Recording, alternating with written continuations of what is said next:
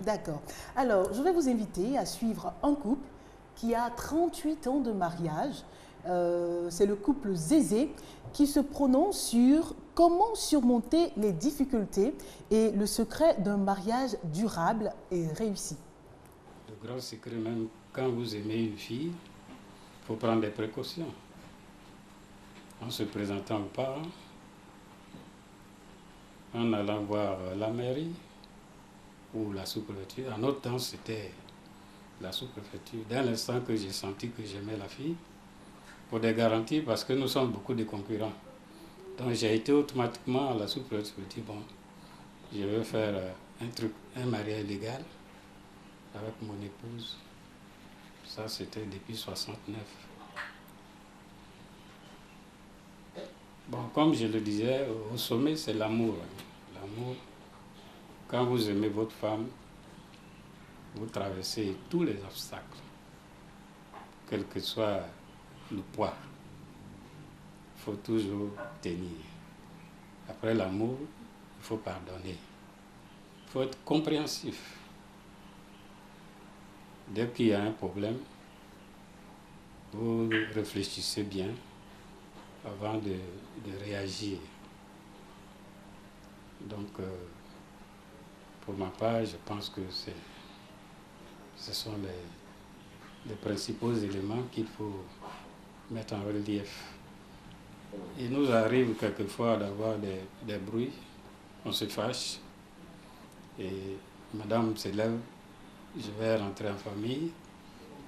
Le garçon, comme je le disais, la compréhension vient du fait que lorsque vous aimez une fille, vous allez vous présenter aux parents.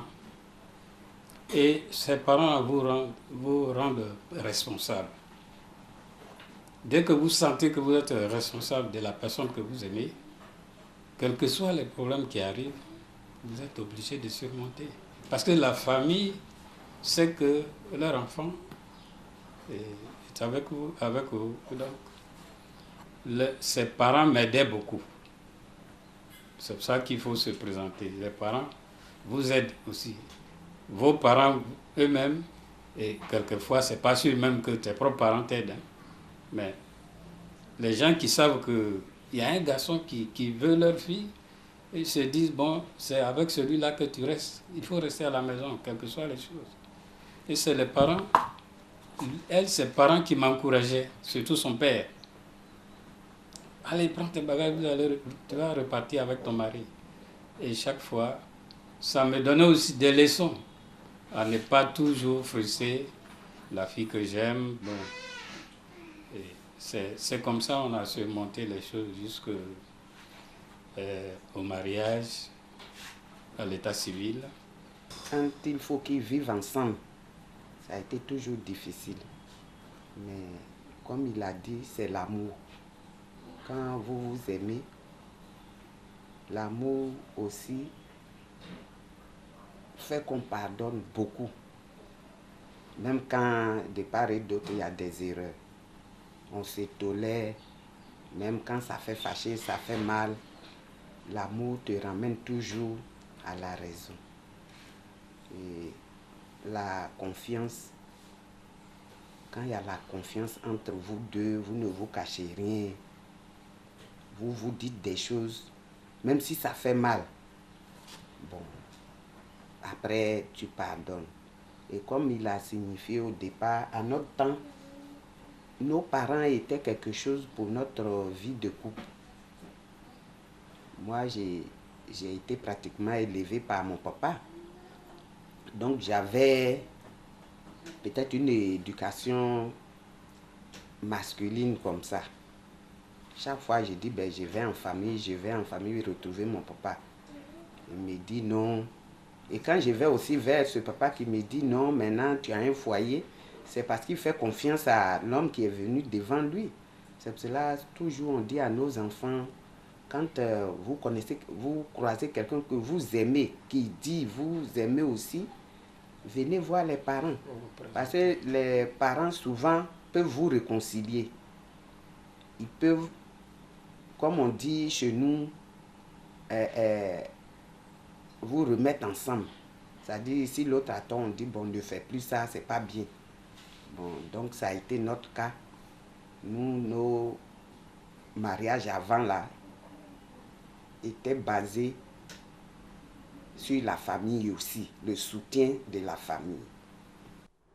Voilà, Mireille, comment surmonter les difficultés et le secret d'un mariage réussi? On a essayé d'écouter donc le couple Zézé. Quoi qu'il n'y ait pas de recette toute faite, j'ai envie de dire de recette miracle, mais nous ici en plateau avec ce que vient de dire le couple Zézé, on essaiera donc nous aussi de donner des pistes pour ces différents couples qui nous suivent, et pourquoi pas on parlera également des personnes seules qui doivent fêter la Saint-Valentin. Alors, le couple, dans son élément, a parlé de communication, de compréhension, et puis de famille, de pardon. Oui. Ce sont des notions générales qui reviennent chaque fois. On vous parlera de tolérance, on vous parlera de pardon, on vous parlera de compréhension, de communication. Mais ce que moi je retiens de la réussite de ce couple, c'est l'apport familial. Tu en parlais tout à l'heure. C'est ça la recette finalement de la longévité de ce couple qui a fait 38 ans. Ce n'est pas rien. Donc cette famille qui apparaît comme un encadreur finalement de ce couple qui évolue à l'épreuve des obstacles, qui chaque fois est tenté de se disloquer, mais qui a la famille qui ramène chaque fois, la famille en soutien. Alors, M. Zézé disait, ce n'est pas tant sa famille à lui, mais c'est plutôt sa belle famille. Voilà, ceux qui ont intérêt à ce que leur fille reste toujours mariée. Ce sont ceux-là justement qui vous aident, qui aident le conjoint à garder la femme avec lui. Et ça, c'est la recette du couple Zézé. Effectivement, il n'y a pas une recette miracle parce que les individus sont différents. Les couples sont différents, les réalités, les contextes sont différents. Ouais. Voilà.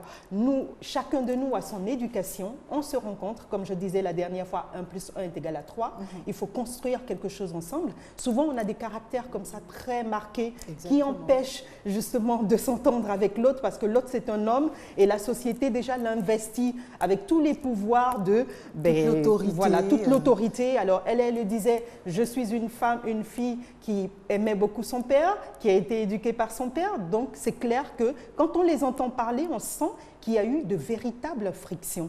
Et quand c'est comme ça, effectivement, la famille vient comme un soutien.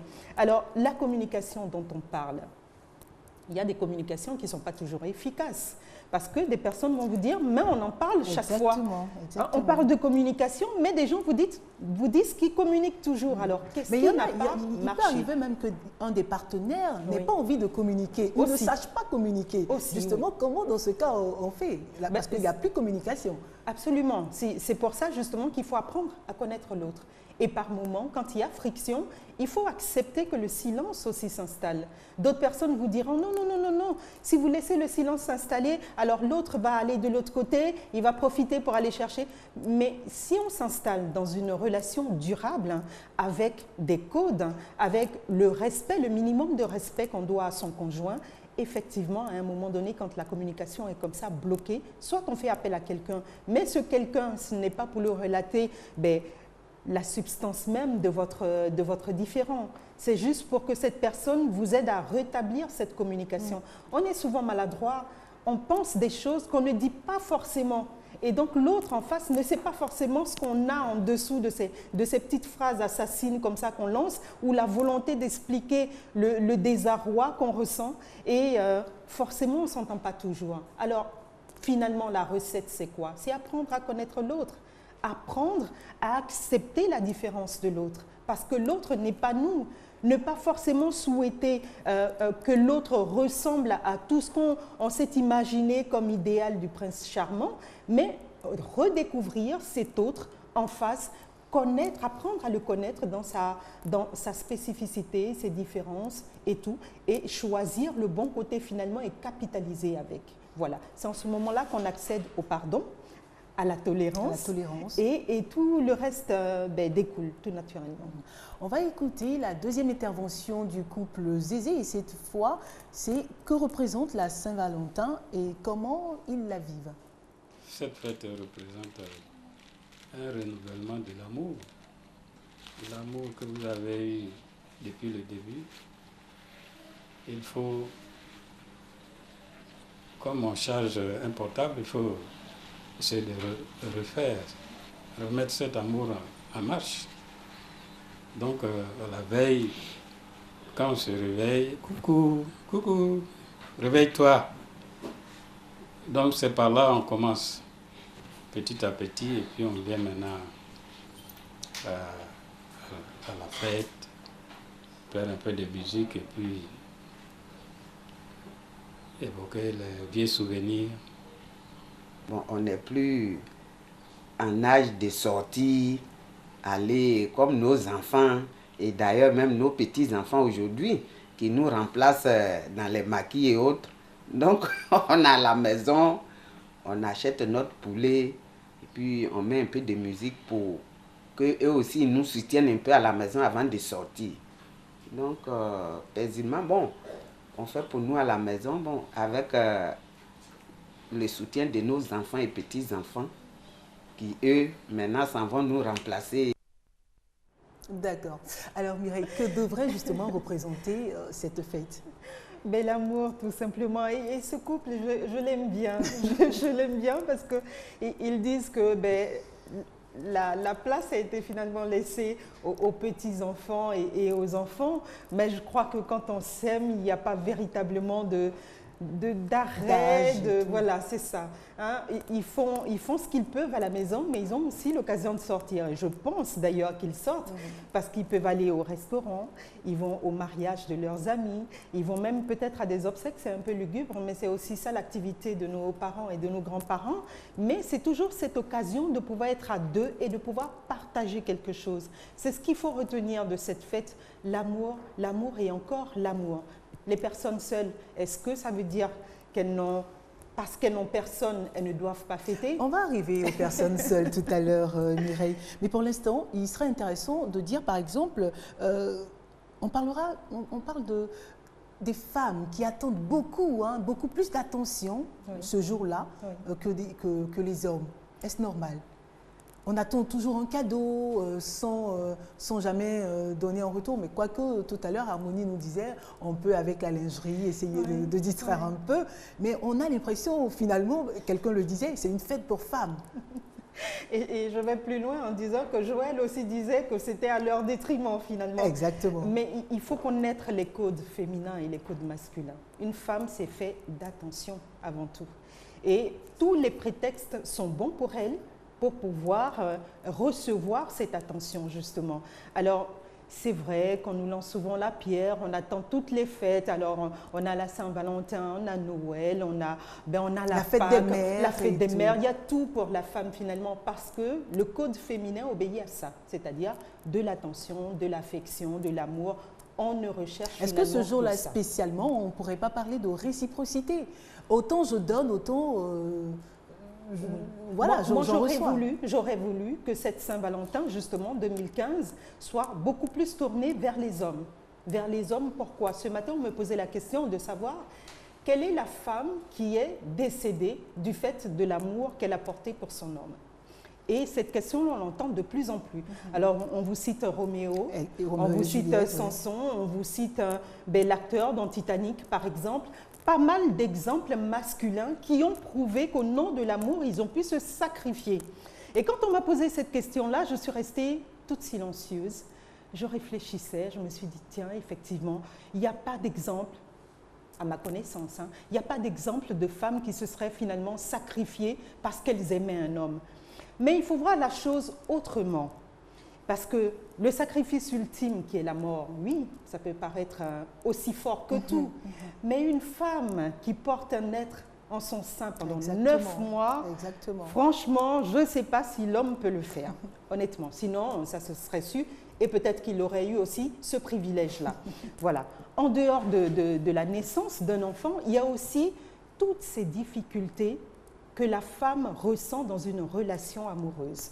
Parce qu'elle souffre en silence. Et je pense que la capacité que la femme a de pouvoir intérioriser tout le mal qu'on lui fait, alors cette capacité est tellement énorme et infinie que je ne pense pas qu'à l'épreuve de tout ce qu'on peut vivre comme ça, comme difficulté dans une relation, l'homme pourrait. Alors, la première tentative pour l'homme, ce serait d'aller tout de suite voir ailleurs, parce qu'il ne peut pas accumuler tout ça. Et les femmes le font si bien. Tout à fait. Ça pourrait s'apparenter aussi à une mort. Vous voyez des femmes dans des relations, elles sont complètement mortes.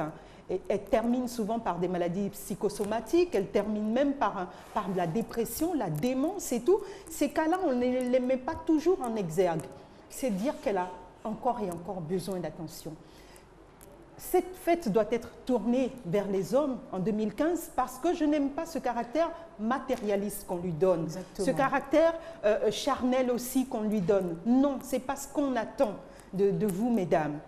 Ce qu'on attend de vous, puisqu'on sait que vous aimez chaque fois l'attention, que vous retournez cette attention Tout à aussi fait. Il faut à vos surprendre hommes. cette année, il faut pouvoir Voilà. surprendre nos hommes en fait. Voilà, voilà. Faut faire un geste vis-à-vis de... C'est vrai, il y a la lingerie et tout ça, mais finalement, les hommes vous diront, tu te fais belle, une belle coiffure, une belle chaussure, mais c'est pour toi. Qu'est-ce que tu fais pour moi? Et à juste titre qu'ils doivent se poser cette question-là. Donc, c'est un peu plus d'attention finalement. Un plat, ça se partage à deux. Tout à Donc, fait. l'homme ne saura même pas que c'est véritablement pour lui. Même s'il aime bien manger, il a mangé, il est rassasié. Oui, mais on a mangé ensemble. Qu'est-ce que vous avez fait pour lui? Uniquement pour lui. Et ça, il faudrait pouvoir arriver à ça, à finalement ce sacrifice qui doit être visible et non plus interne, intérieur. Comment fêter la Saint-Valentin? Parce qu'il y a des personnes qui n'ont ni compagnon, ni compagne, Oui. des personnes seules. Ouais. Une dame se prononce et on revient, on en parle. Ok. En tant que célibataire, la Saint-Valentin, pour moi, c'est une occasion de faire des rencontres pour pouvoir célébrer peut-être une prochaine Saint-Valentin en amoureux aussi. Je vais sortir, je vais chercher à aller dîner dans un resto. Et comme je disais, c'est peut-être une occasion pour moi de me faire une rencontre. Donc, je vais sortir, aller dans un resto et puis après, aller en boîte et voir. On ne sait jamais. Ben voilà. Alors, Mireille, pour ne pas avoir le vague à l'âme, pour ne pas